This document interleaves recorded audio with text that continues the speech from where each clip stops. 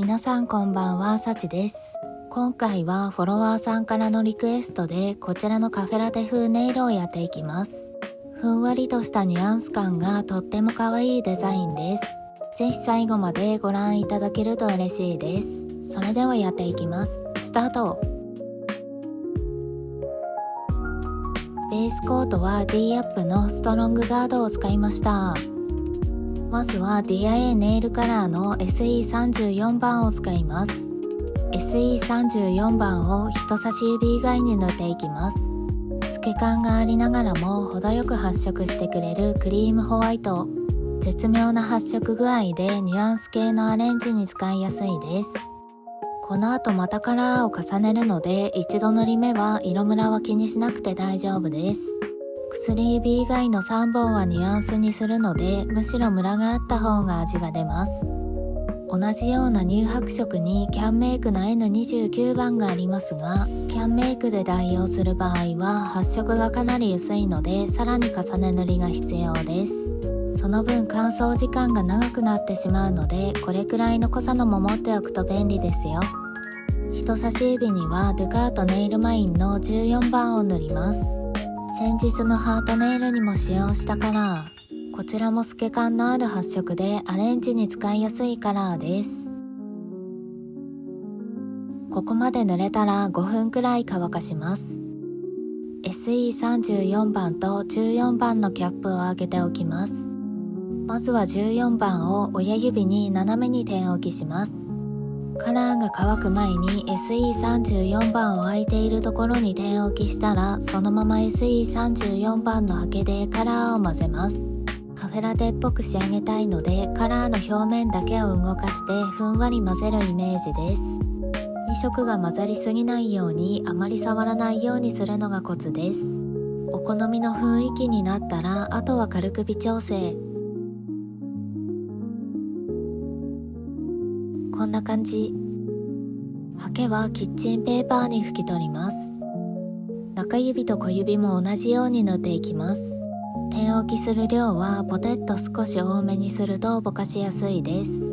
混ぜ方に正解はないので好きなようにぼかして大丈夫です。初めて挑戦する方はネイルチップを使って液量や混ぜ具合を確認してから実目に塗るといいですよ。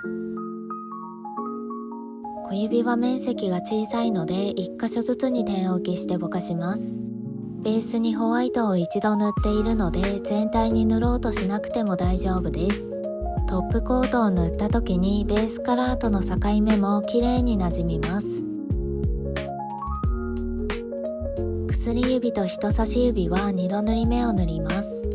2度塗り目は1度目よりも少したっぷりめに液を取ってハケ圧をかけずにふわっと重ねるとムラを隠せます。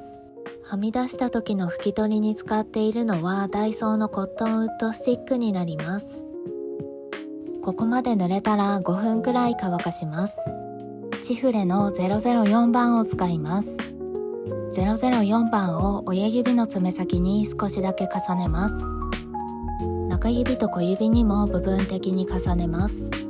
重ねる箇所はお好みで大丈夫です。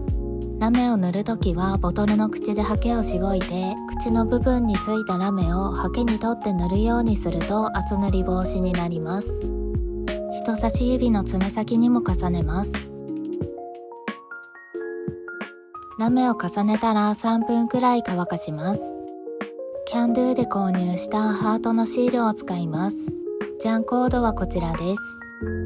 お好みの形のシールを台紙から剥がして薬指の中央に貼ります。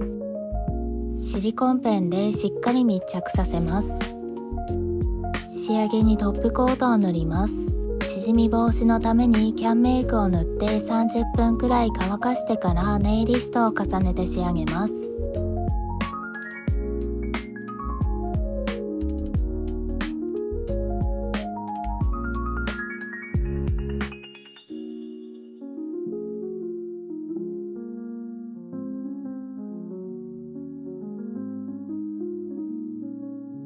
トップコートが塗れたら30分くらいしっかり乾かします。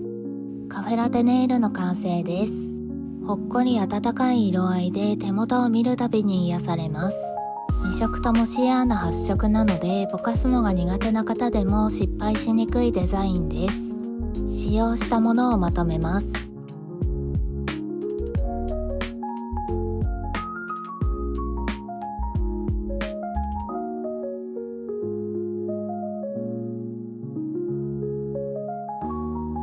右手はこんな感じです。